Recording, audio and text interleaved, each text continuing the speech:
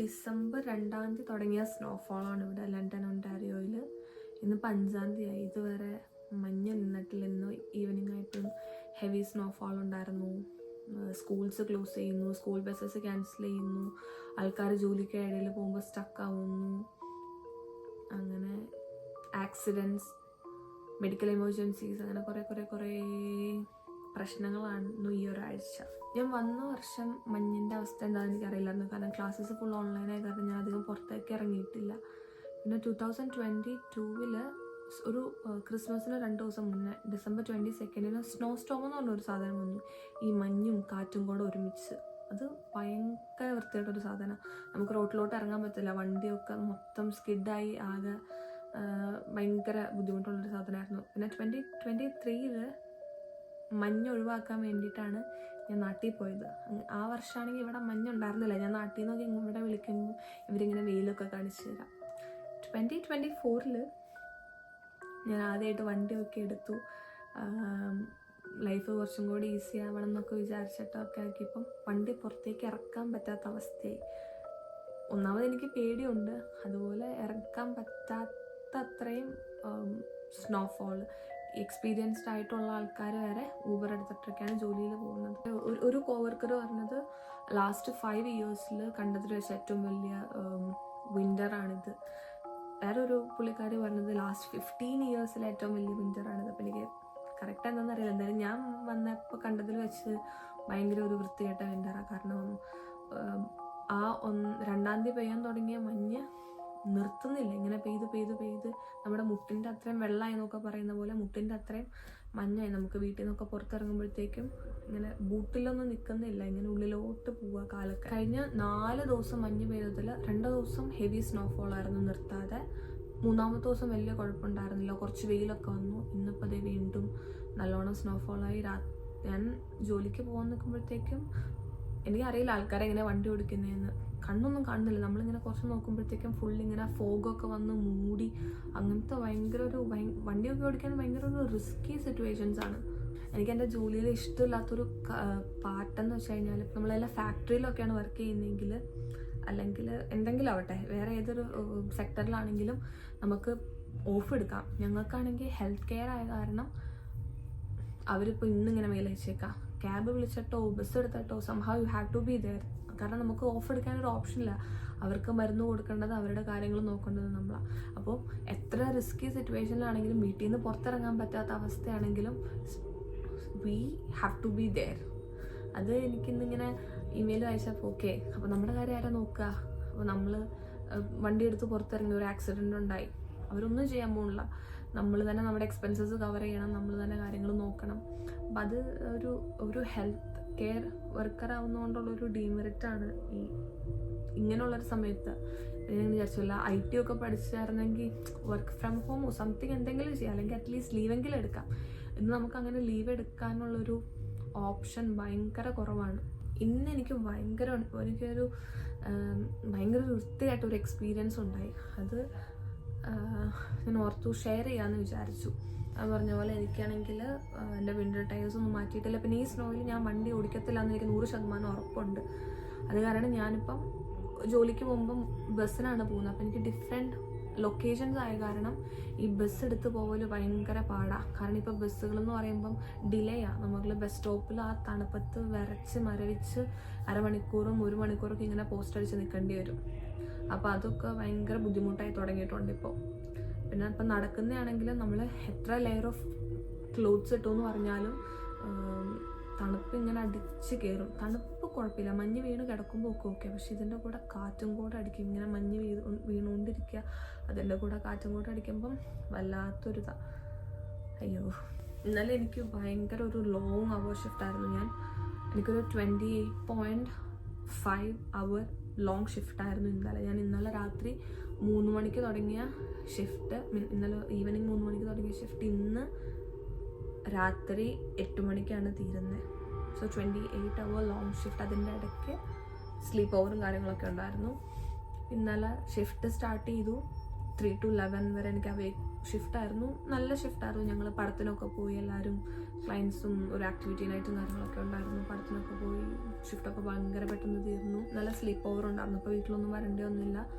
11 to 6 കിടന്നുറങ്ങി. പിന്നെ കാലത്തൊരു 6 to 7:30 ഉണ്ടായിരുന്നു. പിന്നെ ഇങ്ങനെ ഹെവി സ്നോഫോളായ കാരണം സ്കൂൾ ബസ്സസൊക്കെ ക്യാൻസൽ ചെയ്തു. അപ്പം ഞങ്ങളുടെ അവിടുത്തെ പിള്ളേരൊന്നും സ്കൂളിലൊന്നും പോകുന്നില്ല. അത് കഴിഞ്ഞ് ഞാനിങ്ങനെ വീട്ടിൽ പോകാൻ വേണ്ടിയിട്ട്, എനിക്കാണെങ്കിൽ വീട് മാറി കിടന്ന കാരണം ഉറക്കമൊന്നും കറക്റ്റായിട്ട് റെഡി ആയില്ല. അപ്പോൾ ഞാൻ ഓക്കെ കഴിഞ്ഞൂല. എനിക്ക് പിന്നെ ഷിഫ്റ്റ് വരുന്നത് 12 മണിക്കായിരുന്നു. 7:30 ഇവിടെ കഴിഞ്ഞ് കഴിഞ്ഞപ്പോൾ ഞാൻ വീട്ടിൽ പോയി നമുക്ക് ഒരു ഉറക്കമൊക്കെ ഒന്ന് ഉറങ്ങി റിലാക്സ് ചെയ്തിട്ടിരിക്കാന്ന് പറഞ്ഞപ്പോഴത്തേക്കും ഒരു സ്റ്റാഫ് മെസ്സേജ് അയച്ചു, കാലത്ത് ആൾക്ക് തലവേദനയാണ്, 8 to 12 ചെയ്യുമെന്ന് ചോദിച്ചു. അപ്പം ഞാൻ വെതറൊന്നും നോക്കുന്നില്ല. അപ്പോൾ ഞാൻ നോക്കുമ്പോൾ ഓക്കെ, ഞാൻ എന്തായാലും 7:30 ഇവിടെ ഉണ്ട്, ഒരു ഹാഫ് ആൻ അവറിനുള്ളിൽ അവിടെ എത്തും. അപ്പോൾ ഞാൻ ഓക്കെ, ഐ സെഡ് യെസ്. അത് ഈ സ്ലീപ്പ് ഓവർ ഷിഫ്റ്റ് ആയ കാരണം എനിക്ക് ജാക്കറ്റ് ഉണ്ടായിരുന്നു, ബൂട്ട് ഉണ്ടായിരുന്നില്ല. ഞാൻ എൻ്റെ റണ്ണിങ് ഷൂസിലായിരുന്നു. തെർമൽ ഞാൻ ലൈക്ക് അപ്രോപ്രിയേറ്റ്ലി ഡ്രസ്ഡ് ആയിരുന്നില്ല വിൻ്ററിന് വേണ്ടിയിട്ട്. എൻ്റെ വിചാരം ഞാൻ വീട്ടിൽ പോകുന്നു. ഷിഫ്റ്റ് സ്റ്റാർട്ട് ചെയ്തപ്പം ബുദ്ധിമുട്ടുണ്ടായിരുന്നു. കാരണം ഈ കാലത്തായ കാരണം സൈഡ് വാക്ക് ഒന്നും ക്ലിയർ ചെയ്യാൻ, അല്ലെങ്കിൽ ഈ സ്നോ ക്ലിയർ ചെയ്യാൻ വണ്ടികൾ വരും.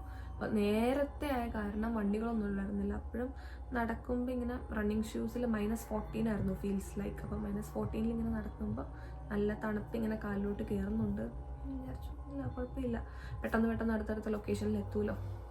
അങ്ങനെ ഫസ്റ്റ് ഷിഫ്റ്റ് ഒരു 4 hours ഉണ്ടായിരുന്നു. അപ്പോൾ ഞാനാണെങ്കിൽ തലേന്ന് ഉച്ചയ്ക്ക് ഫുഡ് കഴിച്ചതാണ്. അപ്പോൾ ഞാൻ പോയി ഒരു പീച്ച എല്ലാം വാങ്ങിച്ച് കഴിച്ച് അടുത്ത ലൊക്കേഷനിലേക്ക് പോയി. അവിടെ എത്തിയപ്പോഴത്തേക്കും ഭയങ്കരമായിട്ട് മഞ്ഞ് പെയ്യാൻ തുടങ്ങി. എനിക്ക് കാലൊക്കെ ഇങ്ങനെ മരവിക്കാൻ തുടങ്ങി ഞാൻ ബസ് സ്റ്റോപ്പിലൊക്കെ വെയിറ്റ് ചെയ്തുകൊണ്ടിരിക്കുമ്പോൾ. പിന്നെ സംഭവം എങ്ങനെയൊക്കെ മാനേജ് ചെയ്ത് 3ാമത്തെ ലൊക്കേഷനിലേക്ക് പോകാൻ നിൽക്കുമ്പോഴത്തേക്കും ഭയങ്കരമായിട്ട് മഞ്ഞും പെയ്ത് തുടങ്ങി. റോഡൊന്നും കാണുന്നേ ഇല്ല. ബസ്സുകൾ മൊത്തം ഡിലേ, 1 മണിക്കൂർ, അരമണിക്കൂർ, ചില ബസ് ക്യാൻസൽ ചെയ്യുന്നു. അവരെ കുറ്റം പറയാൻ പറ്റത്തില്ല.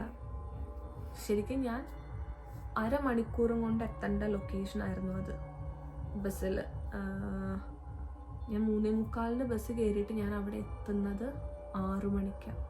അത്രയും ട്രാവൽ ടൈമിൽ ബസ്സൊക്കെ എഴഞ്ഞ പോകുന്നത്. ഓരോ കോമഡി എന്താണെന്ന് വെച്ചാൽ ഞാനിവിടെ ഇങ്ങനെ മഞ്ഞത്ത് തണുത്ത് വിറച്ച് കിടക്കുമ്പം ഇവിടെ വീട്ടിലെ ഗ്രൂപ്പിൽ ഇങ്ങനെ വീഡിയോ ഇട്ടുകൊണ്ടിരിക്കുക. ഇവിടെ ഓരോരുത്തർ ഷർട്ടൊക്കെ ഊരി മഞ്ഞത്ത് തുഴയുക, നീന്തി കളിക്കുക. അപ്പോൾ ഇവിടെ എന്താ അമ്മയ്ക്ക് പ്രാണവേദന, മോൾക്ക് വീണവായന, ആ സംഭവം എനിക്കപ്പോൾ ഓർമ്മ വന്ന്. എൻ്റെ 3ാമത്തെ ലൊക്കേഷനിലെത്തിയിട്ട് എനിക്കൊരു പാർക്ക് ക്രോസ് ചെയ്തിട്ട് വേണം അപ്പുറത്തേക്ക് പോകാൻ. ചുറ്റി വളഞ്ഞു പോകണം, കാരണം ബസ് വേറെ സ്ഥലത്താണ് നിർത്തിയത്. ഞാൻ നടക്കാൻ തുടങ്ങി.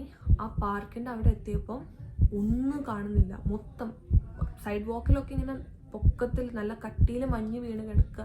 നമ്മൾ നോക്കുമ്പം ഈ മണലാരണ്യം, മരുഭൂമി പോലെ നിറച്ചും മഞ്ഞ്. ഞാൻ എന്നിട്ട് നടക്കാൻ തുടങ്ങിയപ്പോഴത്തേക്ക് എൻ്റെ മുട്ടിൻ്റെ അത്രയും മഞ്ഞുണ്ട്. കാലിങ്ങനെ കുഴിഞ്ഞ് പോവുക, സോക്സിൻ്റെ ഉള്ളിൽ കൂടെ തണുപ്പ് കയറി കാലിങ്ങനെ മരവിച്ചിരിക്കുക. അത് കഴിഞ്ഞ് ഞാനിങ്ങനെ പകുതി എത്തുമ്പോൾ ഞാൻ നിന്നിട്ട് ഇങ്ങനെ എനിക്ക് ശ്വാസമൊന്നും കിട്ടുന്നുണ്ടായിരുന്നില്ല. കുറച്ച് നേരം ബ്രീത്ത് ചെയ്യും. പിന്നെ കാലപ്പോഴത്തേക്കും മരവിച്ച് തുടങ്ങി. കാരണം നമുക്ക് ബൂട്ടിൽ പോലും റെസിസ്റ്റ് ചെയ്യാൻ പറ്റത്തില്ല. അപ്പം ഞാൻ ഒരു പെയർ സോക്സാണ് ഇട്ടിട്ടുള്ളൂ, ഈ റണ്ണിങ് ഷൂസും ആയിരുന്നു. ഒരു 15 സ്റ്റെപ്പ് നടക്കും, ആ ഒരു സ്ഥലത്ത് നിൽക്കും. ഞാനാണെങ്കിൽ ഇങ്ങനെ ചുറ്റും നോക്കുമ്പോൾ ഒന്നും കാണാൻ പറ്റുന്നില്ല. മൊത്തം മഞ്ഞ് ചുറ്റും. അവിടെ കാരണം ഒരു പാർക്കൊന്നും ആരും വന്ന് സ്നോ ക്ലിയർ ചെയ്യത്തില്ലല്ലോ. അപ്പം ചുറ്റും ഇങ്ങനെ നോക്കിക്കഴിയുമ്പോഴത്തേക്കും ഫുൾ മഞ്ഞ്. എനിക്കിങ്ങനെ, കാരണം എനിക്കറിയില്ല, ഞാൻ എങ്ങനെ അവിടെ വീണ് പോയി കഴിഞ്ഞാൽ എനിക്ക് എന്തെങ്കിലും പറ്റി വീണ് പോയി കഴിഞ്ഞാൽ ആരും അറിയാൻ പോകുന്നില്ല. Nobody is gonna come and check. അപ്പം എനിക്കിങ്ങനെ ഭയങ്കരമായിട്ട് നെഗറ്റീവ് അടിച്ചു കിട്ടുന്നത് സംഭവം. എനിക്ക് എങ്ങനെയെങ്കിലും അവൻ്റെ സ്ഥലത്ത് എത്തണം. അങ്ങനെ ഞാൻ വലിയ സ്റ്റെപ്പ് എടുത്ത് നടക്കുന്നു. കുറച്ച് നേരം നിൽക്കുന്നു, ചുറ്റും നോക്കുന്നു, ആരുമില്ല. വീണ്ടും നടക്കുന്നു. അങ്ങനെ ഭയങ്കര ഒരു വൃത്തിയായിട്ടൊരു പതറ്റിക് സിറ്റുവേഷനിലായിരുന്നു ഞാൻ. സത്യം പറഞ്ഞാൽ ഞാൻ അപ്പം വിചാരിച്ചു, എന്തിനാ ഇങ്ങോട്ട് വന്നേ. കുറേ കുറേ നല്ല കാര്യങ്ങൾ കാനഡ എനിക്ക് തന്നിട്ടുണ്ട്. എന്നെ ഞാനാക്കിയ, അല്ലെങ്കിൽ എന്നെ ഒരു സെൽഫ് സഫീഷ്യൻറ്റ് ഇൻഡിപെൻഡൻ്റ് ആക്കിയ ഇതാണ് കാനഡ. പക്ഷെ ആ ഒരു പോയിന്റിൽ അവിടെ അങ്ങനെ നിന്നപ്പം സത്യമായിട്ട് ഞാൻ വിചാരിച്ചു, ഓക്കെ ഐ ചൂസ് ദിസ്. എന്തിനാ ഞാനിങ്ങനെ അങ്ങനെ ഒരു ഇതെൻ്റെ അവിടെ ആ സമയത്ത് ഇങ്ങനെ നമ്മൾ നിൽക്കുമ്പോൾ കുറേ നെഗറ്റീവ് ചിന്തകളാണ് മനസ്സിലേക്ക് വരുന്നത്. അങ്ങനെ ഒരു 15-20 മിനിറ്റ് തുഴഞ്ഞ് നടന്ന് ഞാൻ എങ്ങനെയൊക്കെയോ അവിടെ എത്തി. ഞാൻ ആദ്യം ചെയ്തത് എൻ്റെ ഷൂസും സോക്സും എല്ലാം ഊരി വെച്ചു. ഞാൻ എൻ്റെ ഫ്ലോറിൽ കാല് കുത്തിയപ്പോൾ എനിക്ക് കാല് ഫീൽ ചെയ്യാൻ പറ്റുന്നില്ല. അങ്ങനെ മരവിച്ചു, നമ്പായിപ്പോയി. എനിക്ക് കാലുണ്ടെന്ന് പോലും എനിക്ക് അറിയുന്നില്ല. എന്നിട്ട് ഞാൻ വേഗം പോയി കൈയെല്ലാം സ്റ്റൗ ഓൺ ആക്കിയിട്ട് തണുപ്പ് മാറ്റാൻ വേണ്ടിയിട്ട് ചൂടാക്കി. ഞാൻ അവിടുത്തെ ടബിൽ പോയിട്ട് കുറച്ച് ചൂടുവെള്ളം ഓണാക്കി കാല് കുറച്ച് നേരം മുക്കി വെച്ച് കഴിഞ്ഞപ്പോഴത്തേക്ക് എനിക്കറിയില്ല എത്ര നേരം കാല് തണുപ്പത്ത് നിന്നതുകൊണ്ടാണോ എൻ്റെ കാലൊക്കെ ആ ചൂടുവെള്ളത്തിലോട്ട് വെച്ചപ്പോഴത്തേക്കും ഭയങ്കരമായിട്ട് ചൊറിയാൻ തുടങ്ങി. ഇൻ ബിറ്റ്വീൻ ഫിംഗേഴ്സും കാലിൻ്റെ എല്ലാം ഭയങ്കര ഇറിറ്റേഷൻ പോലെ തോന്നി. എനിക്കവിടെ എത്തിക്കഴിഞ്ഞ് എങ്ങനെയെങ്കിലും വീട്ടിൽ പോയാൽ മതി എന്നായി. പിന്നെ ഞാൻ ഷിഫ്റ്റൊക്കെ കഴിഞ്ഞ് എനിക്ക് തിരിച്ച് ബസ് എടുക്കാനുള്ള ആരോഗ്യം ഇല്ല. I M done for the day. ഞാൻ രാവിലെ തൊട്ട് ഈ തുഴയാൻ തുടങ്ങിയതാണ്. എന്നിട്ട് പിന്നെ ഞാനൊരു ഊബർ എടുത്തിട്ടാണ് വീട്ടിലേക്ക് വന്നത്. അപ്പോഴും നന്നായിട്ട് മഞ്ഞ് പെയ്തുകൊണ്ടിരിക്കുകയാണ്. എനിക്കിപ്പോൾ തോന്നുന്നു ചൂടാണ് മഞ്ഞിനേക്കാളും കുറച്ചും കൂടെ ഭേദം. നമുക്ക് അറ്റ്ലീസ്റ്റ് കുടയെങ്കിലും ഷെയ്ഡിന് വേണ്ടിയിട്ട് പിടിക്കാം. ഇത് നമ്മൾ എത്ര ജാക്കറ്റ് ഇട്ടാലും എത്ര ഡ്രസ്സ് ചെയ്താലും നമ്മുടെ കയ്യിലോട്ട് ഇങ്ങനെ തുളച്ച് കയറി മരവിപ്പിച്ച് നിൽക്കുന്നത് ഭയങ്കര ഒരു ബുദ്ധിമുട്ടാണ്. അപ്പം എനിക്ക് മാത്രമാണോ എന്ന് അറിയത്തില്ല. കാരണം ഞാൻ പറഞ്ഞ പോലെ പെട്ടെന്ന് തണുപ്പ് എൻ്റെ കയ്യിൽ പിടിക്കും. ഇപ്പോഴും എൻ്റെ കൈ നോർമൽ ടെമ്പറേച്ചറിനേക്കാളും തണുപ്പായിരിക്കുന്നത്, പുറത്തുനിന്നൊക്കെ തണുപ്പ് കയറിയിട്ട്. നാട്ടിലായിരുന്നപ്പോൾ ഞാനും നമ്മൾ ഈ ഹോം അലോൺ ആ സിനിമയിലൊക്കെ മഞ്ഞ് പെയ്യുന്നു, വീടുകൾ മൂടുന്നു, ക്രിസ്മസ് സീസൺ എന്ത് രസം. അപ്പോൾ ഞാനിങ്ങനെ കുറേ അടിപൊളിയാന്ന് വിചാരിച്ചിട്ടുണ്ട്. പക്ഷെ നമ്മൾ ആക്ച്വലി ഇവിടെ വന്ന് അല്ലെങ്കിൽ ഈ ഫോട്ടോസിലും വീഡിയോസിലും കാണുന്ന പോലെ ഒരു രസവും കാര്യങ്ങളൊന്നുമില്ല. നമ്മളിവിടെ വന്ന് അത് ആക്ച്വലി എക്സ്പീരിയൻസ് ചെയ്യുമ്പോഴാണ് ഭയങ്കര ഒരു പതറ്റിക്, ഒന്നും ചെയ്യാൻ പറ്റാത്തൊരു, നമ്മുടെ കയ്യിൽ കൺട്രോൾ ഇല്ലാത്തൊരു സാധനമാണ് വെതർ എന്ന് പറയുന്നത്. നമുക്കൊന്നും ചെയ്യാൻ പറ്റാത്ത ഒരവസ്ഥയാണ്. അത്യാവശ്യം പാലുള്ള പശുവിനെ മേടിച്ചതാ, അവർ കറക്കി ജീവിച്ചോളാം പറഞ്ഞു എന്നോട്, കേട്ടില്ല. ഇന്നത്തെ ഉണ്ടായ വിശേഷങ്ങൾ എനിക്കെന്തോ ഷെയർ ചെയ്യണമെന്ന് തോന്നി. കാരണം നമ്മളിപ്പോഴും വിചാരിച്ചിരിക്കുന്നത് മഞ്ഞെന്ന് പറയാൻ ഭയങ്കര ഒരു അടിപൊളി സംഭവമാണെന്നാണല്ലോ. പക്ഷെ അങ്ങനെയൊന്നും അല്ല. കുറേ പേര് സ്ട്രഗിൾ ചെയ്യുന്നുണ്ട്. ഇപ്പോൾ ഒണ്ടാരിയോയിൽ കമ്പാരിറ്റീവ്ലി കുറവാണ്. കുറേ യൂക്കോൺ, സസ്കെച്ചുവാനിലൊക്കെ -40 അത്രയും ഡിഗ്രി വരെയൊക്കെ പോകുന്നുണ്ട്. അവിടെ ആൾക്കാർ ഇതിലും ഭയങ്കരമായിട്ട് കഷ്ടപ്പെടുന്നുണ്ട്. അപ്പം ഒരുപാട് സ്ട്രഗിൾ ചെയ്തിട്ടാണ്.